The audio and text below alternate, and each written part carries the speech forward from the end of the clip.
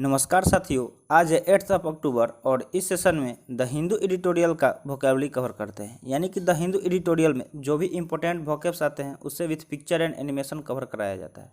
तो अगर आप किसी भी कॉम्पिटिटिव एग्जाम का तैयारी कर रहे हैं तो ये सेशन आपके लिए काफ़ी ज़्यादा इंपॉर्टेंट है। तो चलिए सेशन स्टार्ट करते हैं। उससे पहले देखिए, आज 8 अक्टूबर और प्रत्येक साल 8 अक्टूबर को भारतीय वायु सेना दिवस मनाया जाता है। यानी कि इंडियन एयरफोर्स डे आज सेलिब्रेट किया जाता है। तो आप सभी को भारतीय वायु सेना दिवस की हार्दिक शुभकामनाएं। तो चलिए चलते हैं सेशन की तरफ। उससे पहले वीडियो लाइक कर दीजिए और अभी तक चैनल सब्सक्राइब नहीं किए हैं तो जल्दी से चैनल सब्सक्राइब कर लीजिए। और ये हमारा सोशल मीडिया है, यहाँ पर आपको PDF वगैरह मिल जाता है जो सेशन होता है उसका। और यहाँ पे जो इंस्टाग्राम है, यहाँ पे आपको करंट अफेयर्स हमेशा अपडेटेड मिल जाएगा, जिससे आपको काफ़ी ज़्यादा हेल्प मिलेगी आने वाले एग्जाम में। तो चलिए शुरू करते हैं। देखते हैं पहला वर्ड, फर्स्ट वर्ड है प्रिसीजन। प्रिसीजन एक नाउन है। लगभग मतलब जितने भी यहाँ पे सेशन होता है सारे में बताया ही जाता है कि जिस भी वर्ड के लास्ट में अगर आपको ION दिख जाए, ठीक है, तो वो क्या हो जाता है, वर्ड नाउन हो जाता है। बिकॉज नाउन क्या है, ION क्या है, एक नाउन सफिक्स है, ठीक है। तो जो भी वर्ड अगर आपको दिखे और उसके लास्ट में ION दिख जाए तो वो क्या हो जाता है, नाउन हो जाता है। तो इसलिए प्रिसीजन भी यहाँ पे क्या है, एक नाउन है। इसका मीनिंग होता है the quality of being exact, accurate and careful. मतलब किसी चीज़ का क्वालिटी जो क्या एक्यूरेट हो, उस वजह से एग्जैक्ट हो। यानी कि मान लीजिए किसी अमाउंट में एग्जैक्ट हो। जैसे मान लीजिए कि कोई चीज़ अगर 25 kg है तो 20 मतलब 25 kg ही हो, या ये नहीं कि उससे कम या ज़्यादा हो, या एक्यूरेट हो, ठीक है, यानी कि सही हो, शुद्ध हो, तो उसको प्रिसीजन बोलते हैं। तो आप इसको ऐसे याद रख सकते हैं कि जो भी प्रीसियस चीज़ होती है उसमें प्रिसीजन जरूरी है। मान लीजिए कि प्रीसियस चीज़ जैसे सोना खरीदने का, अगर उसके अगर नाप तोल में थोड़ा सा भी गड़बड़ी होगा तो आपको फ़ायदा या नुकसान हो सकता है, ठीक है। तो प्रिसीजन कैसे याद रखना है कि प्रीसियस चीज़ों में प्रिसीजन काफ़ी जरूरी है। तो यथार्थ इसका हिंदी मीनिंग होता है। सिनोनिम्स की बात करें तो एक्यूरेसी, एग्जैक्टनेस, प्रिसाइजनेस या फिर एक्सटेटिव, ठीक है, ये सब क्या आ जाएंगे, इसके सिनोनिम्स हो जाएंगे। तो आई होप आपको वर्ड समझ में आ गया होगा। वर्ड क्या है, तो प्रिसीजन नाउन है बिकॉज इसके लास्ट में ION जुड़ा है, जिसका हिंदी मीनिंग क्या होता है, एक्यूरेसी। यानी किसी चीज़ में एक्यूरेसी, आप उसको देख रहे हैं, उसका वजन, उसके शुद्धता में, किसी भी चीज़ में उसका एक्यूरेसी हो, ठीक है। और याद करने का तरीका ही बता दिए कि जो भी प्रीसियस चीज़ है, यानी कि महंगा चीज़ है, कीमती चीज़ है, उसमें प्रिसीजन जरूरी है, ठीक है। जब तक एक्यूरेसी नहीं होगा तो आपको क्या हो सकता है, लॉस हो सकता है। सेकेंड वर्ड है एसर्ट। एसर्ट की बात करें तो ये एक वर्ब है। एसर्ट क्या है, एक वर्ब है। इसका मीनिंग होता है to state clearly and definitely that something is true. मतलब कोई चीज़ जो सच सही हो, इसको साफ साफ बोलना, और डिफिनेटली बोलना, एकदम प्रत्यक्ष रूप से अपने बातों को सबके सामने रखना। तो जोड़ इसका हिंदी में नहीं हो जाएगा। मतलब अगर बात सही है तो आप जोड़ से बोल सकते हैं, ठीक है। तो अगर आपको एसर्ट को याद रखना होगा तो आपको इंसर्ट से रिलेट करना पड़ेगा। इंसर्ट मतलब होता है किसी चीज़ को इंसर्ट करना, कहीं डालना, घुसाना। तो अगर आपको अपनी बातों को सबके दिमाग में घुसाना होगा तो आपको क्या करना पड़ेगा, बहुत ज़ोर ज़ोर से बोलना पड़ेगा ताकि सब कोई सुने और उनके दिमाग तक वो बात जाए। तो एसर्ट और इंसर्ट रिलेट करेंगे तो वर्ड याद रहेगा। सिनोनिम्स की बात करें तो डिक्लेयर, अफर्म, स्टेट या फिर क्लेम, ये सब क्या हो जाएंगे, इसके सिनोनिम्स हो जाएंगे। जैसे यहाँ पे आप देख सकते हैं कि माइक के थ्रू क्या किया जा रहा है, अपने बातों को इसके सामने रखा जा रहा है। तो पिक्चर के थ्रू भी वर्ड आसानी से याद हो जाएगा जब आप इसको रिलेट करने की कोशिश करेंगे। और जो भी वर्ड कवर कराया जा रहा है इसका कोशिश कीजिए कि सेंटेंस बनाए। अगर आप उससे सेंटेंस बनाना अगर सीख गए तो आपका मतलब ये जो वोकेब का जो फोबिया है ना आपके अंदर, वो बहुत आसानी से ख़त्म हो जाएगा और फिर मतलब किसी भी एग्जाम में आप फोड़ के आएंगे। तो देखते हैं थर्ड वर्ड क्या है, पिलेज्ड। पिलेज्ड की बात करें तो ये एक वर्ब है। इसका मीनिंग होता है to steal things from a place और region especially in war using violence. यानी कि जो हिंसा का प्रयोग करके, पहले क्या होता था, राजा महाराजा एक दूसरे पे अटैक करते थे, हमला करते थे एक राज्य से दूसरे राज्य पे, उसको पूरा लूट पाट के उसको एकदम खत्म कर देते थे बुरी तरह से, मतलब उसको तहस नहस कर देते थे। तो पिलेज मतलब क्या हो गया कि लूट पाट कर लेना, ठीक है। लूट पाट किया किस तरह, तो वायलेंस करके वार में, ठीक है। तो अगर इसका सिनोनिम्स देखें तो प्लंडर्ड हो सकता है, लूटेड हो सकता है, सैक्ड हो सकता है, या फिर रैंक सैक्ड हो सकता है। तो ये सब क्या हो जाएंगे, इसके सिनोनिम्स हो जाएंगे, ठीक है। तो पिलेज को देखिए, पिलेज का मतलब क्या हो गया कि लूटपाट करना। कैसे लूटपाट करना, तो वॉर वगैरह में, ठीक है, जो वॉर हो रहा है या फिर वायलेंस करके किसी चीज़ को लूट लेना। तो पहले यही होता था ना राजा महाराजा के टाइम में। तो आई होप आपको समझ में आ गया होगा। अब देखते हैं फोर्थ वर्ड क्या है, इनकर्जन। देखिए इसमें भी आई ओ एन आ गया ना लास्ट में, तो अभी तो आपको बताया गया कि आई ओ एन आपको दिख जाए तो वो क्या हो जाता है, नाउन हो जाता है। तो देखिए यहाँ पे आई ओ एन आपको दिख रहा है, इसलिए ये क्या हो गया, एक नाउन हो गया, इनकर्जन। इसका मीनिंग होता है a sudden attack on a place by foreign आर्मीज etcetera, यानी कि विदेशी, जैसे मान लीजिए कि जो दूसरा देश होता है आपके देश के अलावा क्या हो जाता है, विदेश हो जाता है।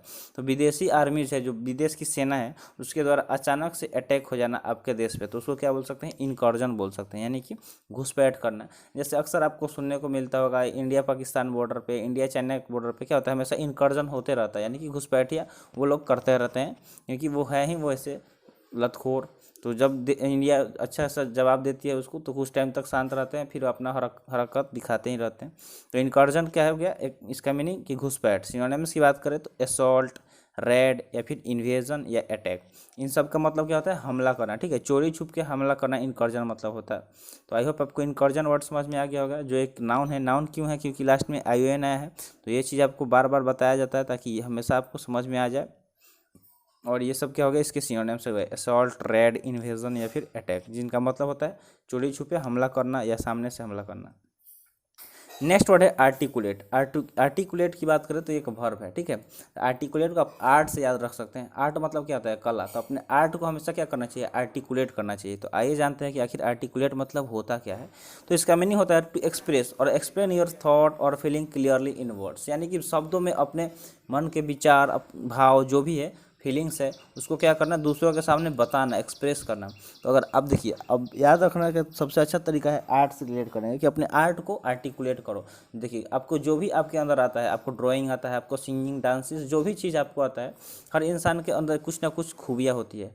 ठीक है, तो वो एक्सप्रेस करना चाहिए, ना कि उसको छुपा कर रखना चाहिए, ताकि क्या पता कि आप कहीं उसी फील्ड में बहुत आगे तक जा सकते हो। तो आर्टिकुलेट मतलब क्या होगा कि एक्सप्रेस करना अपने बातों को, यानी कि मुखर करना। सिनोनिम्स की बात करें तो इनंशिएट, एक्सप्रेस, प्रोनाउंस या फिर वॉइस, ये सब क्या हो जाएंगे, इसके सिनोनिम्स हो जाएंगे। तो आई होप आपको वर्ड अच्छे से समझ में आ गया होगा, आर्टिकुलेट क्या है, कैसे याद रखना है with the help of trick. तो ट्रिक कैसा लगा कमेंट सेक्शन में ज़रूर बताइए, और जो भी वर्ड है उसका अगर आप खुद से ट्रिक बनाते हैं कुछ अच्छा, तो कमेंट सेक्शन में ज़रूर कमेंट कीजिएगा, ताकि हम अगले सेशन में बता सकें कि कौन सा ट्रिक अच्छा है। और देखिए 2-2 3-3 ट्रिक अगर हो जाएगा तो आसानी से वर्ड याद हो जाएगा, जिसके लिए जो हेल्पफुल होगा। नेक्स्ट वर्ड है इनग्रेंड। इनग्रेंड की बात करें तो एक एडजेक्टिव है, जिसका मीनिंग होता है that has existed for a long time and is therefore difficult to change, यानी कि कोई चीज़ जो बहुत टाइम से एग्जिस्ट कर रहा है, जिसको चेंज करना काफ़ी ज़्यादा मुश्किल है। जैसे कोई प्रथा है, जो अगर धार्मिक जो प्रथा है, लोगों के मन में अगर एक चीज़ जो बैठ गया है, तो उसको चेंज करना काफ़ी ज़्यादा मुश्किल है, क्योंकि वो बहुत टाइम से वही चलते आ रहा है। तो उसको इनग्रेंड बोल सकते हैं, यानी कि गदरा। कोई चीज़ मतलब क्या है, गदरा है, यानी कि इनग्रेंड हो।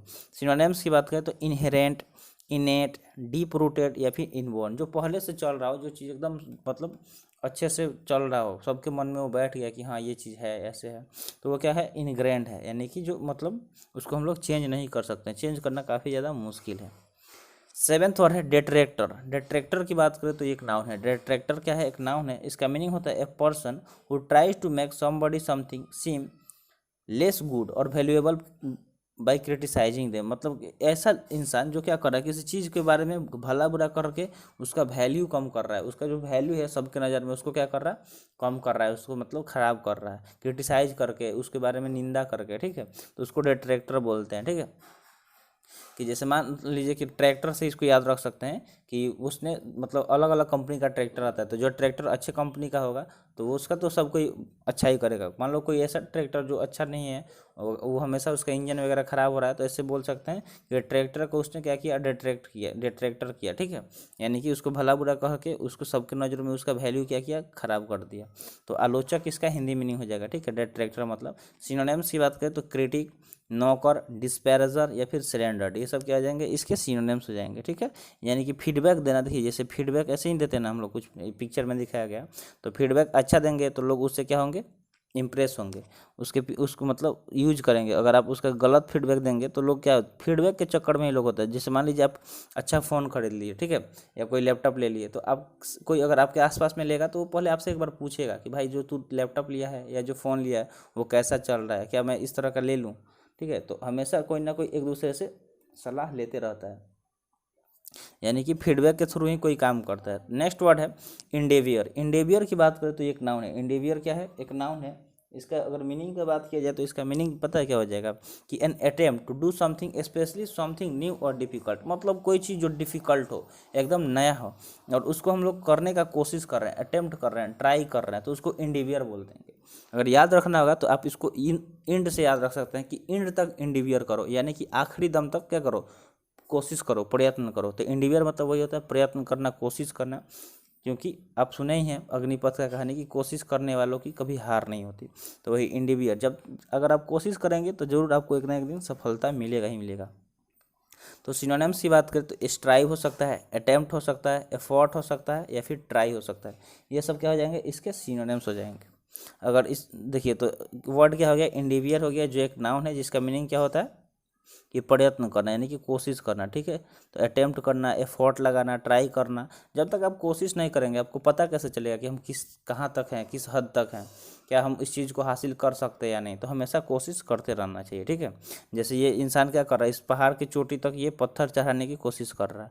कोशिश करते करते धीरे धीरे उसको क्या होगा, उस चीज़ से में कुछ ना कुछ अच्छा तरीका ढूंढ निकालेगा कि किस तरह से हम इसमें आसानी से ये काम कर सकते हैं। और बिना कोशिश किए आप ऐसे ही हार मान गए तब तो आप लाइफ में फेलियर ही हैं, कभी भी आपको सफलता नहीं मिलने वाला है।